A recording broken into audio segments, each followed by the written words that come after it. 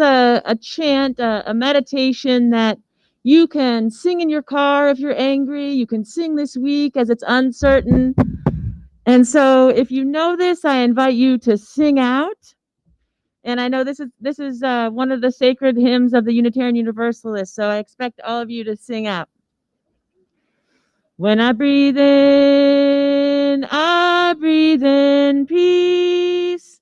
When I breathe out love. That's it. You've learned it. Now you got to join with me.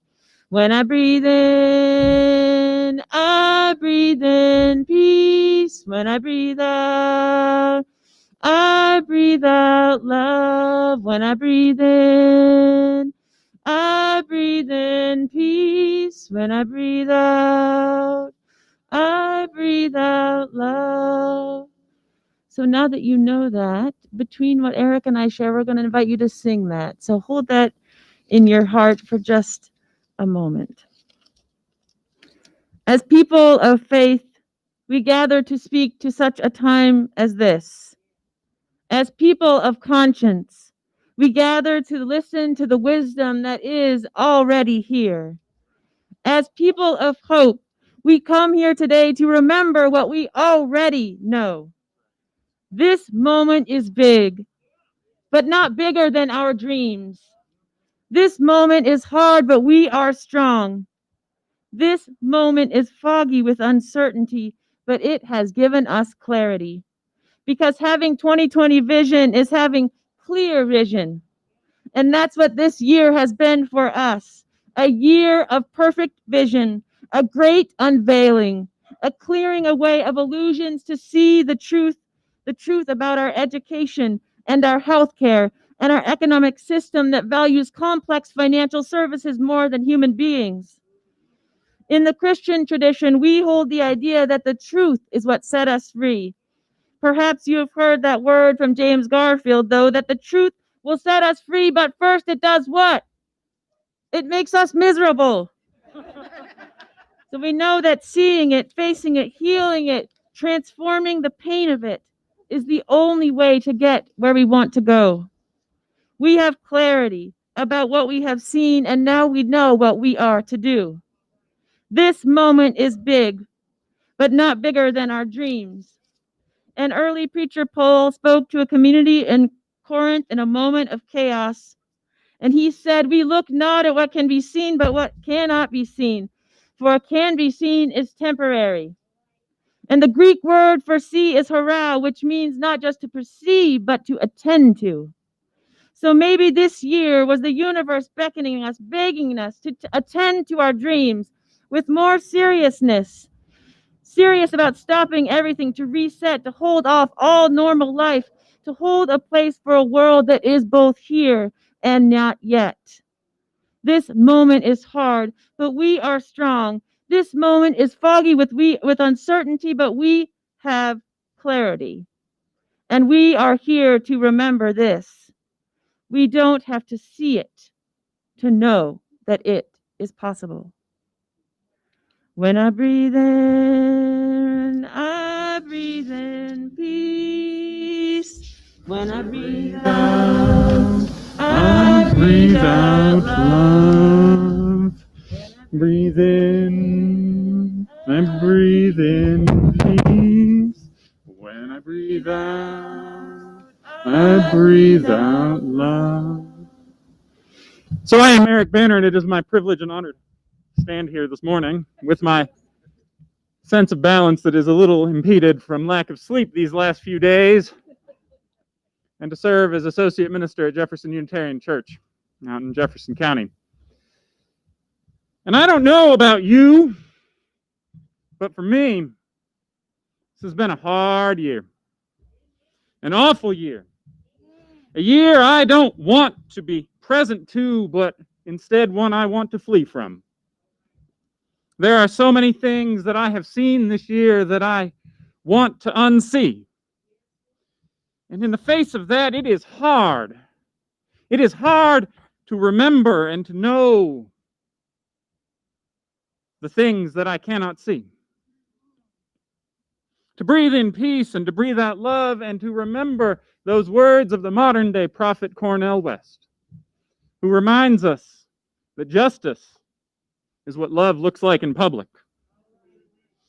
Now, I don't know about you. But for me, I feel like ever since last March, I have been on a roller coaster I did not sign up to be on. A roller coaster that seems to get worse at every turn, and a roller coaster the end of which I cannot yet see. A roller coaster I want to get off of right now. But I love those words from Paul that Pastor Nicole shared with us. He says, we look not at what can be seen, but what cannot be seen. For what can be seen, he said, what can be seen is temporary. But what cannot be seen is eternal. And I love those words because they remind me of what I am called to do.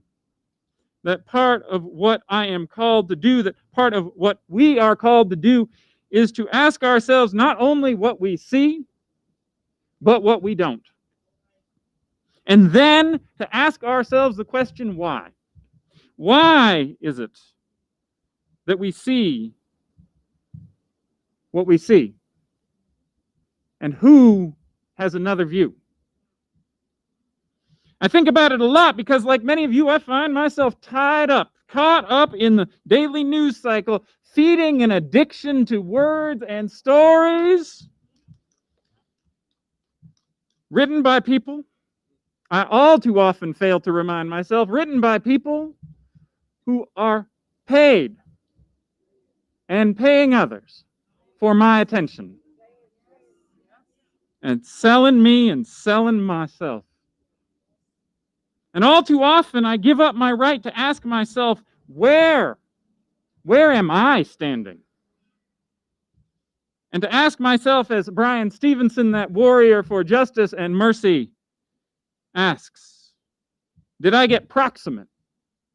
Did I get close to where the love and the hurt is?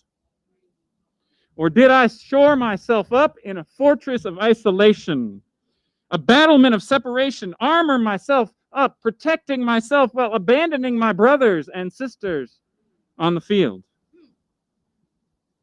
This election has told us one thing with some clear definition, that we are a nation that is divided upon itself. There are people who are struggling in their lives and with their visions of our nation, and I am struggling too. And in those moments, I remind myself that my faith is bigger. My faith is deeper than what I can see. My faith is bigger and deeper than what I can see, and it is in fact bigger and deeper than any one person can see. But it is at least as big as what we can all see together. It is at least as big. I cannot see it all. But for 150 years, my faith has been reminding me, in the words of Theodore Parker, to look to the facts of the world and see there a continual progress, a triumph of the right. He said, I don't pretend to understand the moral universe. The arc is a long one, and my eye reaches but a little way. I cannot calculate the curve and complete the figure by experience of sight, but I can divine it by conscience. And from where I see and stand, and from what I see, I am sure it bends towards justice. When I breathe in, when I breathe out love. When I breathe in peace. When I breathe out love. We don't have to see it yet to know that it is possible. Because regardless of what the powers and principalities might tell us, we are off the map. And we get to decide the course. We are no longer bound by yesterday's solutions because they are no longer profitable or functional. For example, the $718 billion spent on the Department of Defense could not protect us from this virus. We don't have to see it to fully know. We are now shapers of what comes next, which means our dreams must be attended to. Because while this moment is painful, while we have been thrown off, disturbed, abruptly tossed from our normal at a fast pace, there is no going back. There is no unseeing, no turning around, which means we are already heading in a new direction. We have come this far, suffered in body and in spirit, and this moment is big, but not bigger than our faith, not bigger than our prayers, not bigger than any of us. I see a world where this interruption becomes a permanent disruption in our unequal, unjust, earth suffocating ways that can be left in the rearview mirror. We are already heading in a new direction. I see a world where our priorities shift from material production and consumption, dislocation, accumulation, junk, gadgets, and living to work, caring only about the perks, to crafting communities infused with creativity and connection, building and making, mending and shaking up what was, loving instead of always just taking. We are already headed in a new direction.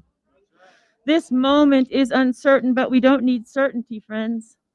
We have clarity. We have perfect vision, and we see the world we want. We see a beautiful distribution of healthcare, food, and education, joy, and the chance for imagination instead of laboring toward debt acceleration. We see a world of challenging the created and seemingly fixed divides between us. We see a world of sharing resources as neighbors, congregations, and communities, shifting our dependence on supply chains across the seas to harnessing, celebrating the gifts right here with you and me. This moment is hard, but we are strong. This moment is foggy with uncertainty, but we have clarity, and we will not forget this. We don't have to see it fully to know that it is possible. When I breathe in, I breathe in. When I breathe out, I breathe out loud. Yes, as Nicole said, it is a moment of some uncertainty. Not just here in Colorado, but in our nation. And it has been for some time. Or at least it feels that way. Which brings me to a book written by my colleague now of blessed memory, Jack Mendelson. You see, my church is a proudly liberal church.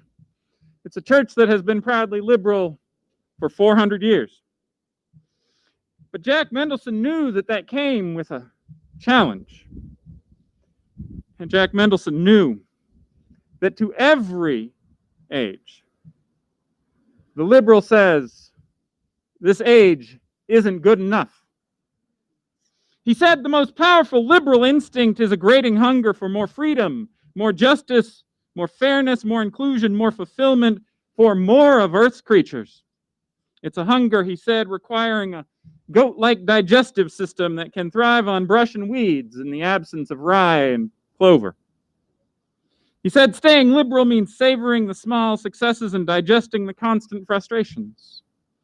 And so as we look out today, we are faced with that truth, that our call to put human dignity at the center of public life, not just in Denver or in Colorado or in this country, but in the whole world, that path, that work, it has bits of ryegrass, it has bits of clover, but there are thistles and rocky ground as well. We can be proud of the fact that Coloradans today, and in the election that has just passed, that they looked at themselves and they said that no one should lose their job because they get sick or have to take care of a family member who does. We can be grateful that here in Denver, the voters said that teachers deserve a fair and living wage, and we're going to reach into our pocketbooks and make it possible. But we know there have been setbacks too. Racism and xenophobia are still too common, not just in our neighborhoods, but in the halls of government and power across this land. Too many of our neighbors are still fighting for their lives in hospitals, while those in power do little to nothing to combat a pandemic that strikes down our friends and family. And to be honest, it looks like we are about to face another do-nothing Congress that is focused more on getting reelected than in helping pass common sense legislation, lifting up the Americans who need a lift the most. But we cannot stay. We cannot stay in that mindset. We cannot fall prey to the brambles and the thorns that would tangle us up and pull us down. Because our faith, as Nicole said, is bigger than this moment. We worship at an altar of love and justice, as Lee reminded us about. It is an altar that is present, a love and justice that is present even when we cannot see it. Our faith is not about an election. It's about something bigger and deeper than all of that.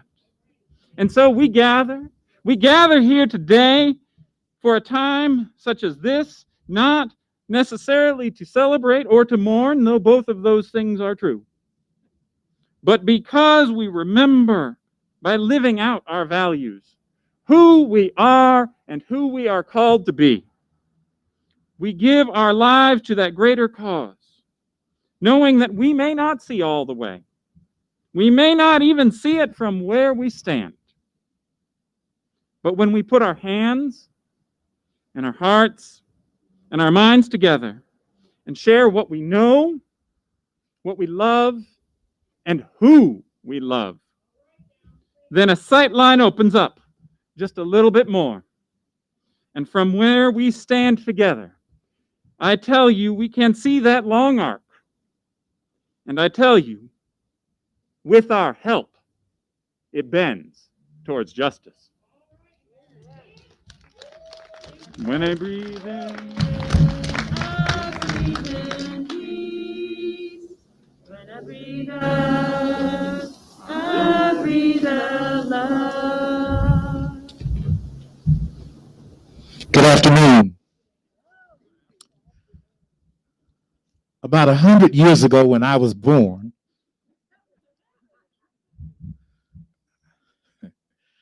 in Jackson, Mississippi, in the heart of the South in 1964. About 8 months after I was born, my father moved us to Los Angeles, California, looking for the good life. And by the way, my name is Dr. Timothy Tyler, and I'm the pastor of Shorter Community AME Church, and we want to welcome you here today.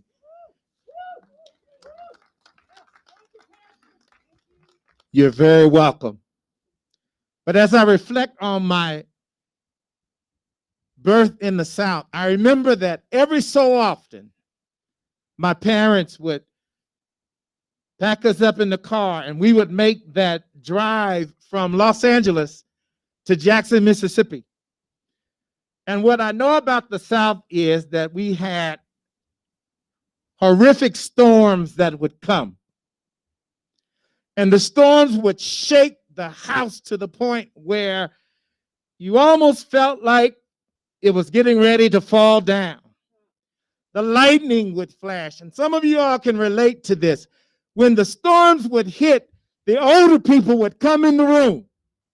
They'd start turning off the TV because they said that lightning's coming through that antenna and it's going to strike somebody. Then they'd say, get off that telephone because the lightning is coming through the telephone.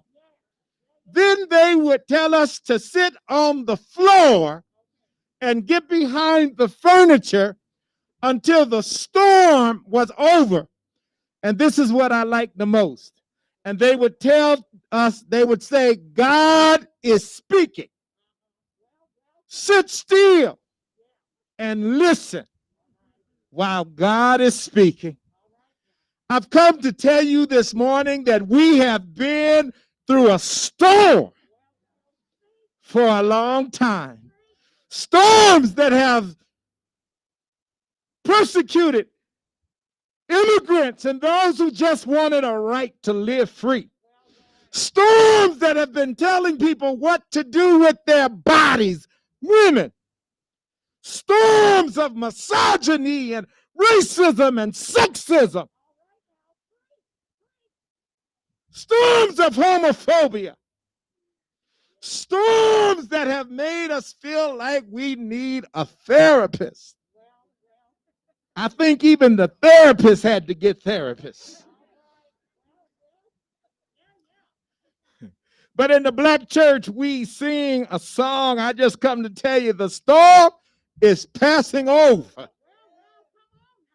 And I've come to tell you this morning to just sit still. This week, God is speaking. I can't tell you exactly what he's saying, but God is speaking. We've learned a lot through this election process. And what we've learned the most is that we have a lot of work to do. But I'm not tired yet. Come on, somebody. I'm not tired yet. I'm not tired yet. We've come to pray. We've come to be still.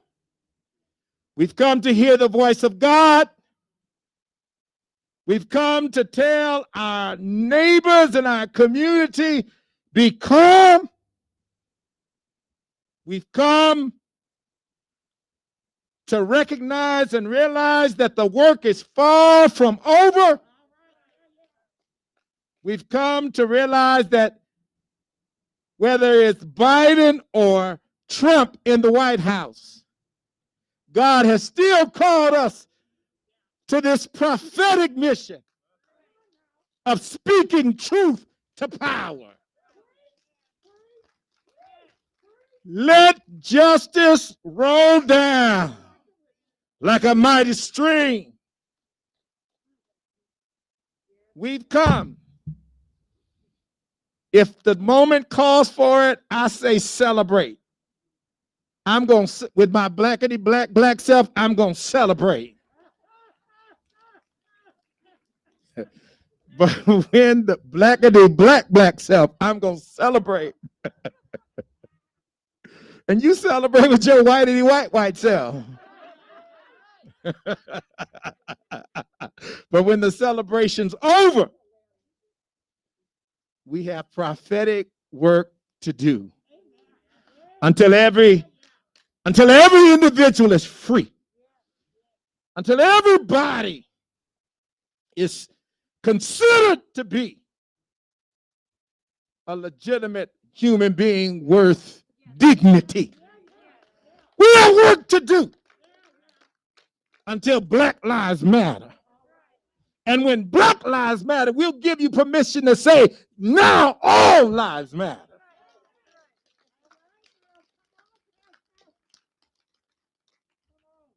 We are still in the midst of a pandemic, a racist pandemic, an economic pandemic, and a COVID-19 pandemic. But I've come to tell you, while the storm is raging, sit still. God is speaking. Thank you.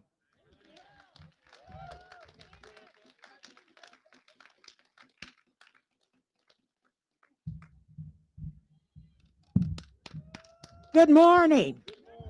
Oh, I know we can do better than that. Look at this weather. Good morning.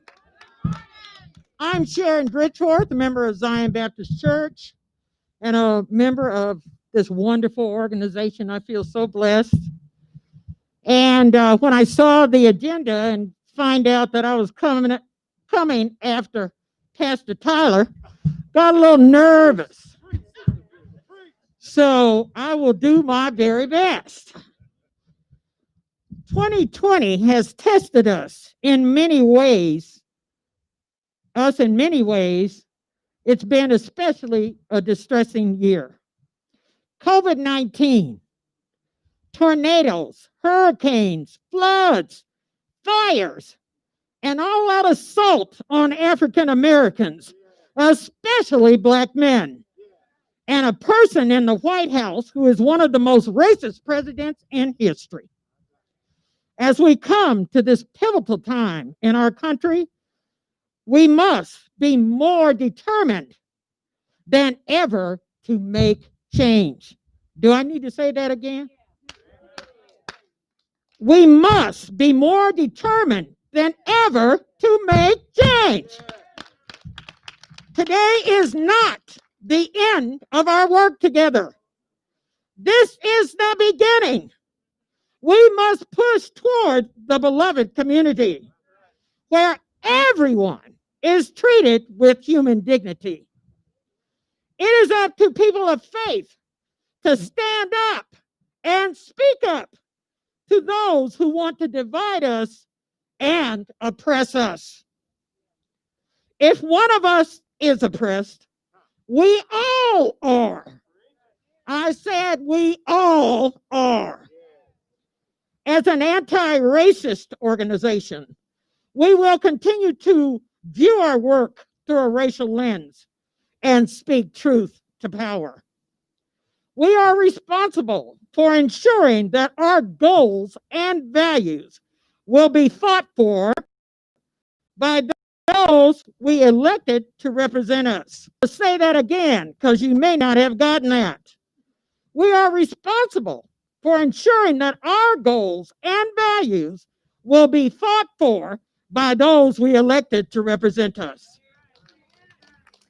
So how can you do that? I'm glad you asked. Together Colorado has upcoming opportunities for you to be a part of this phenomenal movement toward our beloved community. On November 16th, you can join us for a virtual celebration of the hard civic engagement work that has been done and the goals of our ongoing work.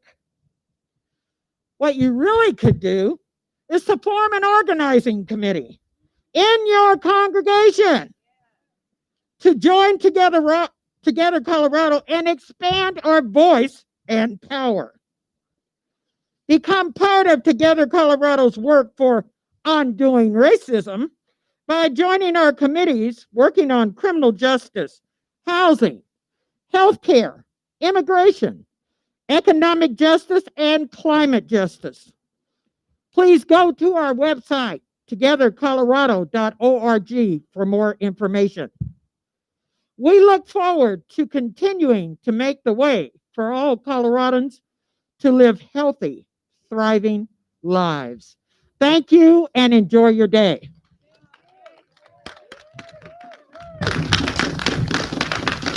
I tried, Pastor Carter. You preach.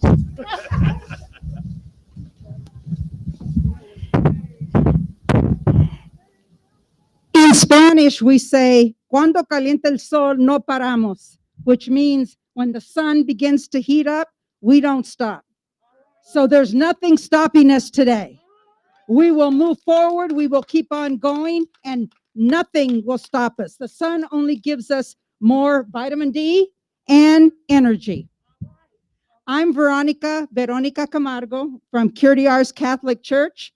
I'm also with Together Colorado, and I'm proud to be here to join you all in our mission that we have. In closing, I bring to you this closing prayer. Though you offer me burnt offerings and your grain offerings, I will not accept them, nor will I regard your fat and peace offerings. Take away from me the noise of your songs, for I will not hear the melody of your stringed instruments. But let justice run down like water and righteousness like a mighty stream. May these words, taken from the book of Amos, chapter 5, verses 22 to 24, remind us that God is social justice. God is the liberator. God is love. We pause now and affirm that God continues to lead us and move us forward in the direction where we may come to see a day where racial inequity becomes racial equality, a day where the prison system becomes redemptive, not punitive, a day where the legal system learns to focus more squarely on the facts and not the colors of our skin. A day when clean air and saving our environment becomes a need for everyone. A day where we all welcome our immigrant brothers and sisters into our country. A day where we all embrace our LGBTQ brothers and sisters. A day where we treat everyone with love and respect. A day when our role models be allowed to excel when they thrive and not be taken down for their rich heritage. We know this will require a shift in power, and this can be scary for some. Give those full of fear hope. May we come to know grace so that our hearts will not be hardened to the pain around us. Grant us the strength to take action to alleviate this pain and to end racial injustice in all its forms. For we are most human when we see the humanity in others. For this we pray to our God. Amen.